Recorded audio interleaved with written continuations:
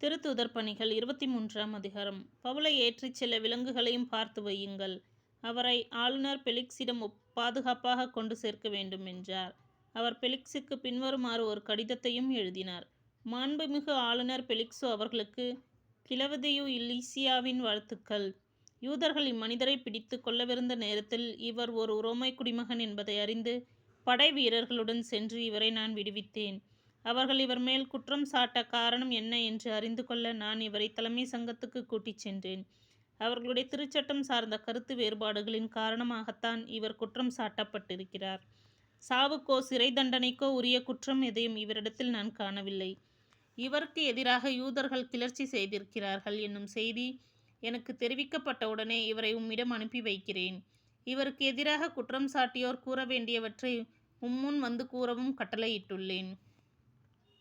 படைவீரர்கள் தங்களுக்கு பணிக்கப்பட்டவாறே இரவிலேயே பவுலை கூட்டிக் கொண்டு அந்திப்பத்திரிக்கு போனார்கள். மறுநாள் குதிரை வீரரை பவுலுடன் அனுப்பிவிட்டு மற்றவர்கள் கோட்டைக்கு திரும்பினார்கள். அவர்கள் செசரியா வந்தபோது அக்கடிதத்தை ஆளுநரிடம் கொடுத்து பவுலையும் அவர் முன் நிறுத்தினார்கள். ஆளுநர் கடிதத்தை வாசித்த பின் பவுல் எந்த மாநிலத்தை சேர்ந்தவர் என கேட்டு அவர் சிலிசியாவை சேர்ந்தவர் என அறிந்து கொண்டார்.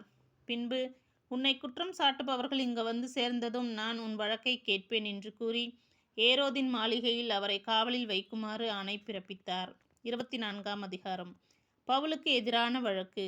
5 நாட்களுக்கு பின் தலைமை குருவான அனனியாவும் சில மூப்பர்களும் வழக்குரைஞரான தெர்த்துல் என்பவரும் வந்து பவுலுக்கு எதிராக ஆளுநரிடம் முறையிட்டார்கள். தெர்த்துல் அழைக்கப்பட்ட போது அவர் குற்றம் சாட்டத் தொடங்க கூறியது: மாண்புமிகு பெலிக்ஸு அவர்களே, உம்மால்தான் நாட்டில் பேரமைதி நிலவுகிறது.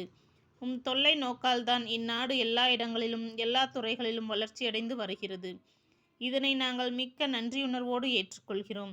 இனியும் உம்முடைய நேரத்தை வீணாக்க நான் விரும்பவில்லை. நான் கூற விரும்புவதை சுருக்கமாக சொல்கிறேன். நீர் பொறுமையுடன் கேட்டிருக்குமாறு வேண்டிக் கொள்கிறேன். தொல்லை கொடுக்கும் இந்த மனிதனை நாங்கள் கண்டுபிடித்தோம். இவன் உலகம் முழுவதிலும் உள்ள யூதர் அனைவரிடையேயும் கலகமூட்டி வருகிறான். நசரேய கட்சியினரின் தலைவனாகவும் செயல்படுகிறான். திருக்கோவிலை இவன் தீட்டுப்படுத்த முயன்றபோது இவனை நாங்கள் பிடித்து கொண்டோம். நீர் விசாரணை செய்தால் நாங்கள் இவன் மேல் சுமத்தும் குற்றம் அனைத்தும் உண்மை என அறிய முடியும். யூதர்களும் அவரோடு சேர்ந்து இக்குற்றச்சாட்டுகளையும் யாவையும் உண்மையே என கூறுகிறார்கள். பெலிக்ஸின் முன்னிலையில் பவுல் தம் நிலையை விளக்குதல். பவுல் பேசுமாறு ஆளுநர் சைகை காட்ட அவர் கூறியது: பல ஆண்டுகளாக நீர் இந்த நாட்டின் நடுவராக இருந்து வருகிறீர் என்பதை நான் அறிந்து நம்பிக்கையோடு என் நிலையை விளக்குகிறேன். நான் கடவுளை வணங்குவதற்காக எருசலேமுக்கு சென்று 12 நாட்கள் கூட ஆகவில்லை என்பதை